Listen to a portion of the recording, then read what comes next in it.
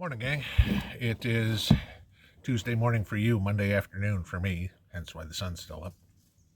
And I thought I'd do a video here that I promised y'all to save you guys a boatload of money, okay? And as per normal, please don't pick on me for my production skills. You know me, I'm not worried about the production of the videos and all the fancy stuff. I'm just interested in getting the information out to you guys. So we've talked the last couple of days about getting your garden ready, etc., etc. And I know some of you all are down in South Texas, out in the Southwest, maybe in Florida, and you're already starting to do some planning.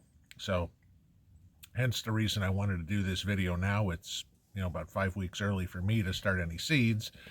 And God knows if you're up in Canada or Minnesota, you're a month or so plus, or a couple of months away at least. So wanted to do this to show you guys how to make some seed starting mix a hell of a lot cheaper than you can buy it at the store. Okay. Now, if you're only going to plant, 6 or 8 tomatoes and that's it, sure, buy the seed starting mix. It's going to save you a lot of work. But if you're doing anything to scale, which again, we're preppers and most everything we do is to scale, it's a lot cheaper to do it this way. So I took a look online just to give you an idea how much you can save on this. And an 8-quart bag of seed starting mix is somewhere between 15 and 25 bucks, depending on who you what brand you buy or whatever. That's just looking on Amazon. So, maybe you get it cheaper at Walmart or whatever it is. I'm going to show you how to make it a hell of a lot cheaper. So let's move you over here first. There's not a whole lot to seed starting mix, okay? Literally, it is, if we can get this right here, peat moss, vermiculite. Yes, I know the pictures are backwards.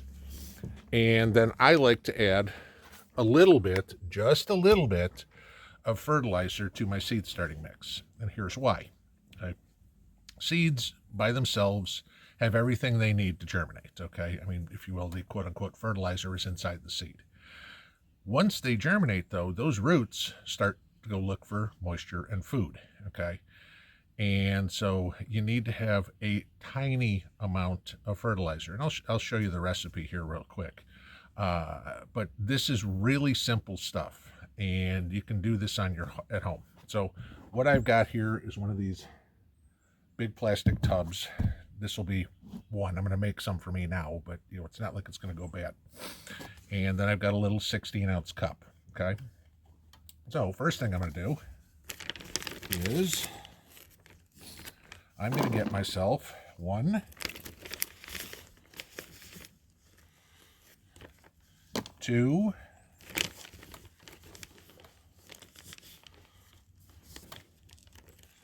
3,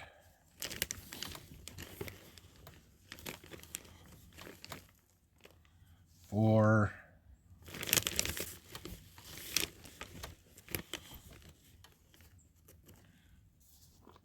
5 cups, okay, 2.5 quarts, if you will, of peat moss. All right, that's it. Just starting. Then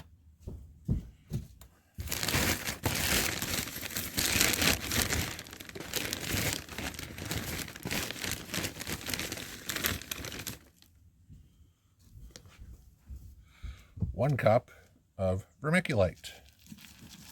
Sprinkle it all in. And then 1 tablespoon. Doesn't matter what brand you get. This just happens to be the one I have. It's 344 fertilizer NPK. Okay. You want something that's very low. You don't want a powerful fertilizer here. Okay. But you just want a tablespoon. Okay. And doesn't have to be accurate, but close. Not much. All right. Pinch. Okay. So there you go. So now I've got 5-to-1 peat moss to vermiculite with a tablespoon of fertilizer. I'm going to mix it all together. Now, that doesn't come anywhere close to filling my bucket, my container here. So, at the risk of boring the hell out of you guys for the next 10 minutes, I'm going to stop this and I'm going to fill the rest of my bucket. Then I will show you what the next step is. So I'll be right back. Okay, I'm back. So I have now a basically full mixture of peat moss, vermiculite, and my fertilizer mix. This is the most important part, guys. Okay. In peat moss are fungus gnats and fungus gnat eggs. Now, chances are you're starting your seed starts in the house. So the last thing you want is fungus gnats flying all over your house when these eggs hatch, because as soon as they go inside and it's nice warm weather, guess what? You got fungus gnats. Now, you're not going to take this, you can see it's just powder, if you will, for the most part, and put it in your seed trays. You add water to it in your seed trays, this stuff just floats and you get nowhere. Here's what you do. You take boiling water and hydrate all your potting mix, okay? Old wooden spoon, and no, Mrs. Pinball does not use this to cook, okay? It's going to take quite a bit of water, which means this is going to take quite a bit of time, because you can see how much I made here, and so I've got to keep boiling water over and over and over again. That was that a 4-quart pan, something like that? And I mean, that made a small dent in this, all right? So I'm going to keep boiling water, and I'll finish this, and then I'll come back and show you what the finished product looks like, and you'll recognize it. Be right back. Okay, guys, now we are done. You can see the steam coming off of here, or at least I can see it in the camera, so see what's coming on. To do this took me about a half an hour. It took 7 Dutch oven pots there full of boiling water. Before anybody decides to get smart, yes, I had more than one. I was running 3 at a time, so it didn't take me forever to boil pots of water. But this is what I get. And if you can see, it's nice and black. Here, I'll try to do it this way. But there you go. There's a good view. Look familiar? Okay. That's what I'm making here. Now, I want to give you the idea, like I said, saving you a ton of money. If I buy a 16-quart bag, okay, like I said, somewhere between 15 and 25 bucks, right? This plastic tote here is 20 quarts, okay? And I made probably about 18.